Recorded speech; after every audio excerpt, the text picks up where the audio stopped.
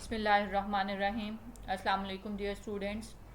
In the previous lecture, we had started with the topic of ascending tracts in the spinal cord, and by now, I hope all of you must be knowing that the ascending tracts in the spinal cord are the tracts, are the pathways which carries the impulses from the receptors, from the peripheral receptor organs to the brain, where these sensations are being analyzed and are being perceived. In the previous lecture, we have talked in detail about one of the ascending tract, that was dorsal column tract, and in today's lecture we are going to talk about the another ascending tract in the spinal cord, and the tract is the anterolateral tract. The anterolateral tract is also known as the spinothalamic tract. Spinothalamic or the anterolateral tract, it consists of the anterior division, which is known as anterior spinothalamic tract, and a lateral division, which is known as the lateral spinothalamic tract. Now in this diagram you can see the ascending tracts present in the spinal cord. This is a cross section of the spinal cord showing different tracts present in the white matter of the spinal cord.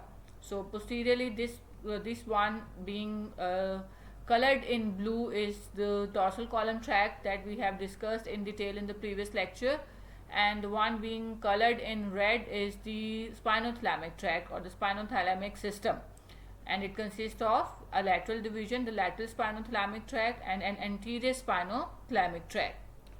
Before we discuss each of the pathway, that is the lateral spinothalamic tract and the anterior spinothalamic tract, we will discuss the important features of the spinothalamic tract, like we discussed the features of the dorsal column medial lemniscus. So the nerve fibers in the nerve fibers in the anterolateral system are mostly the myelinated nerve fibers, but they have a moderate conduction velocity. While talking about the dorsal column medial lemniscus, we have learned that those are large myelinated nerve fibers having a high conduction velocity. But in case of spinothalamic tract, the nerve fibers mostly are myelinated, but there are unmyelinated fibers present as well, and the conduction velocity is moderate. The sensations which are carried by the spinothalamic tract are not well localized. While when we talked about the dorsal column, we said that the sensations which are carried by the dorsal column, they are well localized, and while the sensations which are carried by the spinothalamic tract, they are not well localized. The sensations carried by the anterolateral tract or the anterolateral system do not require a fine gradation of the intensity. They do not require a fine gradation of the intensity. So these are the important features of the spinothalamic tracts. Now we are going to discuss the sensations which are carried by the anterolateral system. So the sensations carried by the anterolateral system include the pain sensation, the thermal sensations, and thermal sensations include both the sensation of warmth and sensation of cold. So cold and warm sensations are carried by the anterolateral system. Since we talked, there are two parts, there are two divisions or two pathways in the anterolateral system.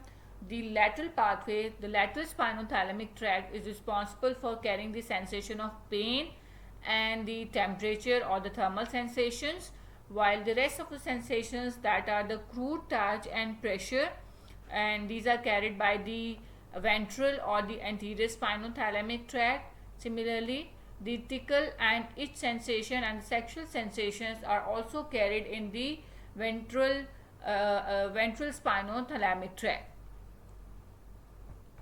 Now first we are going to discuss the anterior spinothalamic tract. Now anterior spinothalamic tract is also known as ventral spinothalamic tract, and we have just enumerated the sensations which are being carried by this system. The sensations include the crude touch, pressure sensation, tickle, itch, and the sexual sensations. The cell bodies of the first order neurons are present in the dorsal root ganglion, and the central fibers they enter the spinal cord through the dorsal root. Again, I am repeating that the fibers carry the sensations from the periphery, and the neuronal cell bodies are present in the dorsal root ganglion, and these constitute the first order neurons. Now, the central processes of these neurons enter the spinal cord through the posterior root or the dorsal root. After entering the spinal cord, these fibers synapse with the neurons present in the various lamina of the gray matter of the spinal cord. The fibers synapse in the lamina of the gray matter of the spinal cord. When we discussed the physiological anatomy of the spinal cord, there we have discussed that spinal cord can also be, the gray matter of the spinal cord can also be divided into different laminas, and which are named from the dorsal to the ventral side. So the fibers carrying these sensations of crude touch, pressure, tickle and itch and sexual sensations, they end up in the lamina 4, 5 and 6 of the gray matter of the spinal cord. They terminate in lamina 4, 5 and 6 of the gray matter of the spinal cord. Now from here the second order fibers arise. The second order fibers arise from here, and these fibers cross to the opposite side in the anterior commissure to reach the anterior white column of the opposite side. The second order fibers which arise from here, they cross through the anterior commissure and they reach the anterior white column on the opposite side, and these fibers form the anterior spinothalamic tract, and these fibers then ascend upward as anterior spinothalamic tract. As the tract ascends upward, the new fibers from the upper part of the body are added anteromedially. So the fibers from the lower part of the body are present laterally, while the fibers from the upper parts of the body are present anteromedially. A few fibers of the spinothalamic tract, which is the anterior spinothalamic tract, do not cross to the opposite side and they ascend ipsilaterally. So each anterior spinothalamic tract has crossed fibers and a few uncrossed fibers of the ipsilateral side. When this tract reaches the medulla, in the medulla oblongata, the fibers of anterior spinothalamic tract join the spinal lemniscus. Now the spinal lemniscus is formed by three tracts: the ventral or the anterior spinothalamic tract, the lateral spinothalamic tract, and the spinotectal tract. So in medulla oblongata, the fibers of ventral spinothalamic tract are going to join the spinal lemniscus. Now in the midbrain, these fibers are joined by the fibers from the face and the head. Again, I am repeating that in the midbrain, the fibers are joined by the fibers from the face and the head. In the previous lecture, we have talked about this, that the sensations from the region of face are carried by the trigeminal nerve. So trigeminal nerve fibers carrying the sensation from the face, they join the spinal lemniscus or they join the ventral spinothalamic tract. Now the second order fibers end up in the thalamus, and in the thalamus they end up in the ventrobasal complex as well as in the intralaminar and the midline nuclei of the thalamus. Some of the fibers do not reach the thalamus and they instead end up in the reticular formation of the brain stem instead of ending up in the thalamus. Some of the fibers, instead of terminating in the thalamus, they end up in the reticular formation present in the brain stem. Now from here the third order fibers arise, that is from the thalamus, and they pass through the posterior limb of the internal capsule and they end up in this somatosensory cortex area S1 and S2. Area S1 and S2. So this was about the pathway of the ventral or the anterior spinothalamic tract. Now we are going to see the pathway in this diagram. We are going to quickly revise it, and then we will see the effect of the lesion of the ventral spinothalamic tract. So this is a diagram showing us the ventral spinothalamic tract.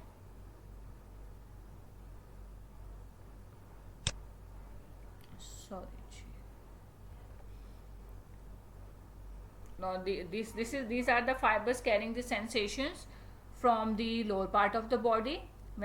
This is the dorsal root ganglion, which has the first order neurons, and the central processes of these first order neurons, they enter the spinal cord through the dorsal root. So this is the dorsal horn or the dorsal root of the spinal cord, and here they end up in the lamina present in the gray matter of the spinal cord, and we have just discussed that these fibers, they end up in the lamina 4, 5 and 6, where the second order neurons are present, and from here after synapse the second order fibers arise, which cross over to the opposite side through the anterior commissure. So this is the anterior commissure through which the fibers crosses to the opposite side, and they reach the anterior white column and they ascend upward as the anterior spinothalamic tract.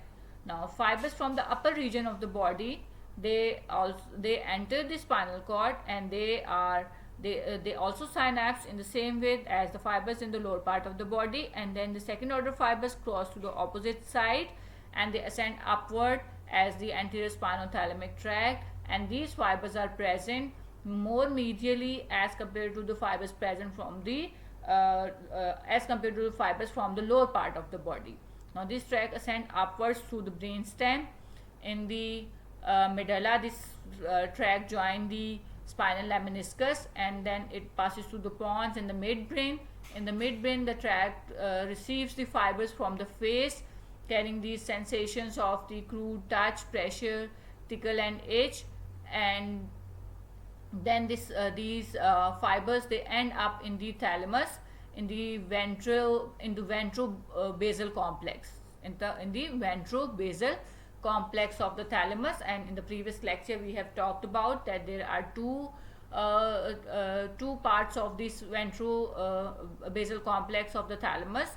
There is ventro-posterolateral nucleus and there is a ventro-posteromedial nucleus. The fibers which carry the sensation from the face, they end up in the ventro-posteromedial group.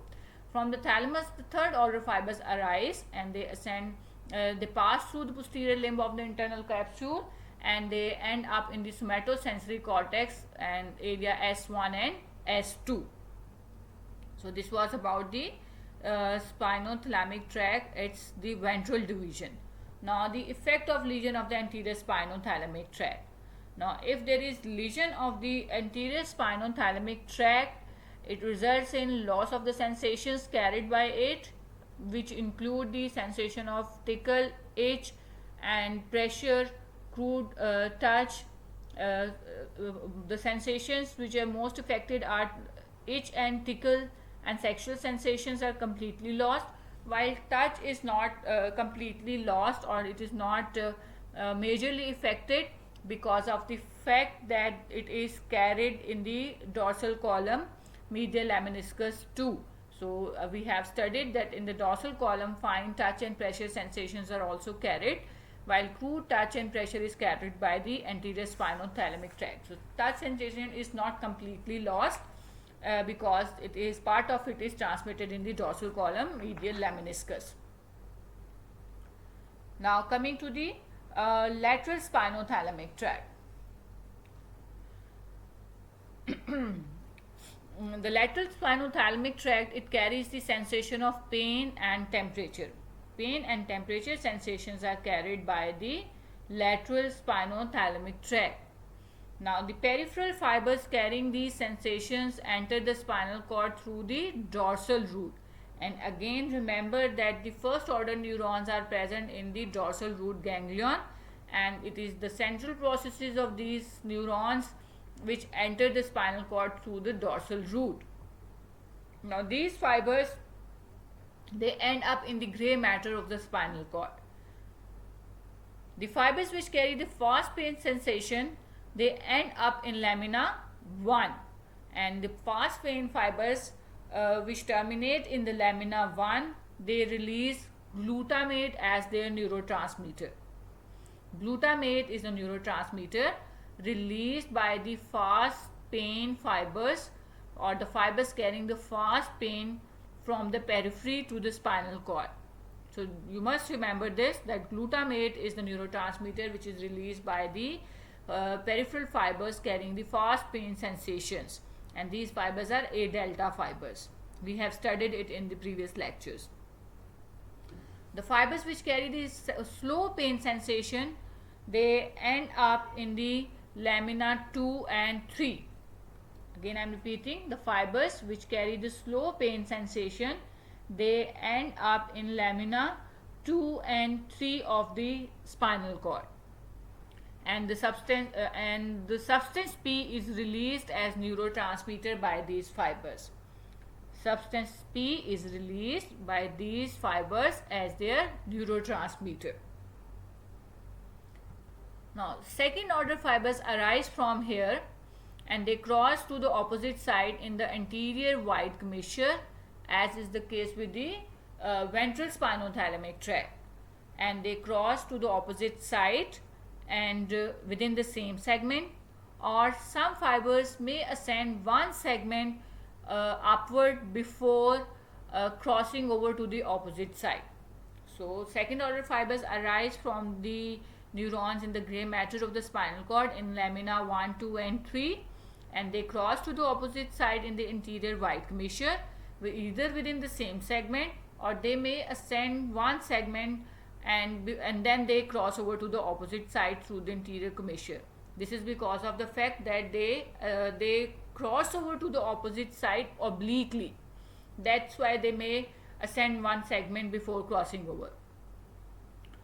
After crossing over, the fibers ascend upward as the lateral spinothalamic tract.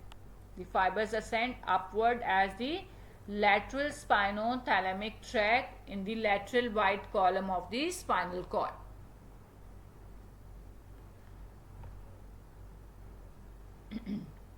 When these fibers they reach the medulla, they will also join the spinal lemniscus. So अभी हमने discuss किया कि spinal lemniscus जो है it is form by the ventral spinothalamic tract, the lateral spinothalamic tract and the spinotectal pathway. So in the medulla, the tract is going to join the spinal lemniscus, and in the midbrain it will be joined by the fibers carrying the pain and temperature sensations from the face. And again, these are the fibers of the trigeminal nerve. So here it is written that fibers of the fifth nerve end up in the spinal nucleus of the trigeminal nerve, and then from the spinal nucleus of the trigeminal nerve, these fibers they arise and they cross over to the opposite side, and they will join the fibers of the ventral they will join the fibers of the lateral spinothalamic tract, and all these fibers carrying the sensation of pain and temperature, they will end up in the thalamus, and in the thalamus these fibers are going to terminate in the ventrobasal complex. In the thalamus, the fibers of the lateral spinothalamic tract are going to end up in the ventrobasal complex, and from the thalamus, the third order fibers are going to arise, and these fibers they pass through the posterior limb of the internal capsule, and they terminate in the somatosensory cortex area S1 and S2. Now the fibers which carry the slow pain sensation, they have a different path.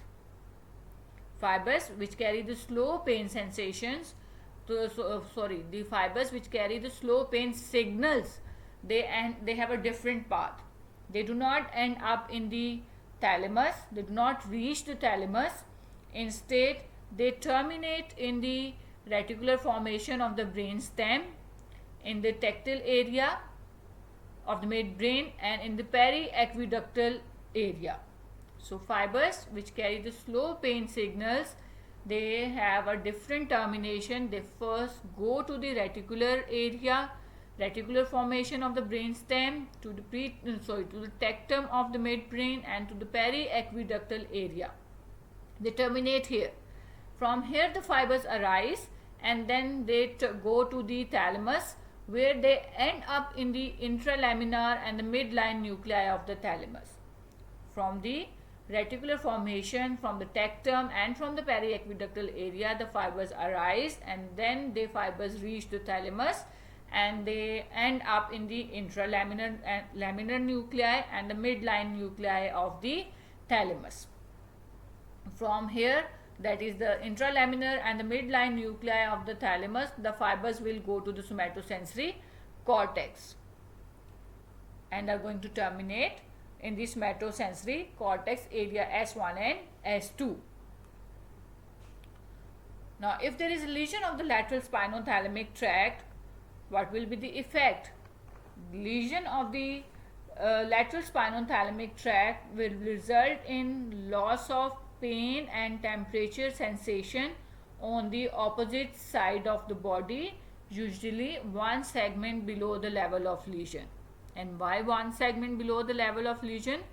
This is because of the fact that the fibers of the lateral spinothalamic tract, they cross obliquely to the opposite side and they ascend one segment before crossing over to the opposite side. So there is loss of pain and temperature sensations on the opposite side, usually one segment below the level of lesion. Another very interesting point about the pain sensation is that if there is lesion of the cerebral cortex sensory areas, pain is a sensation which is least affected. Again, I am repeating, when there is lesion of the sensory cortex, the sensations are affected, but the sensations are lost, but the pain sensation is least affected. This is because of the fact that thalamus is a subcortical center for the pain sensation. Thalamus is a subcortical center for the pain sensation. So pain sensation is least affected when there is lesion of the somatosensory cortex, and we are going to talk it about again when we will discuss the topic of sensory cortex. Now this is the diagram showing us the lateral spinothalamic tract. So the lateral spinothalamic tract carries the sensation of the temperature, and it carries the sensation of pain. So pain and temperature is carried by lateral spinothalamic tract. The peripheral fibers carrying the nerve signals or the sensory nerve signals about the sensations, they enter the spinal cord through the dorsal root, and this is the dorsal root ganglion. After entering the spinal cord through the dorsal root, they will terminate in the lamina of the dorsal horn of the gray matter of the spinal cord, and the fibers of the pain sensation and temperature sensation, they end up in lamina 1, 2 and 3. While fast pain fibers we just talked about, they are going to end up in lamina 1, and they are going to release the neurotransmitter which is the glutamate, while the fibers carrying the slow pain sensations, they will end up in lamina 2 and 3. From here the second order fibers are going to arise, and they will cross over to the opposite side in the anterior commissure, and they reach the lateral white column and ascend upward as the lateral spinothalamic tract. The lateral spinothalamic tract, it passes through the medulla and it passes through the midbrain, and this is it, and then it reaches the thalamus. In the thalamus, it terminates in the ventrobasal complex of the thalamus, while the slow pain fibers, they do not directly go to the thalamus. They first terminate in the other areas, which include the tectum of the midbrain, periaqueductal gray matter, and the reticular formation. The fibers which arise from these areas then go to the thalamus and end up in the intralaminar and the midline nuclei of the thalamus. Now from the thalamus, the third order fibers arise and they go to the somatosensory cortex, area S1 and S2, where final analysis and perception of these sensations is going to take place. So this was about the anterolateral system, which included the two tracts, the anterior or the ventral spinal thalamic tract and the lateral spinal thalamic tract. I hope you understand the lecture, and this is the last slide to show you a comparison between the dorsal column medial lemniscus and the anterolateral tract. And if you have any questions regarding the lecture, you are free to ask questions. Thank you for the listening.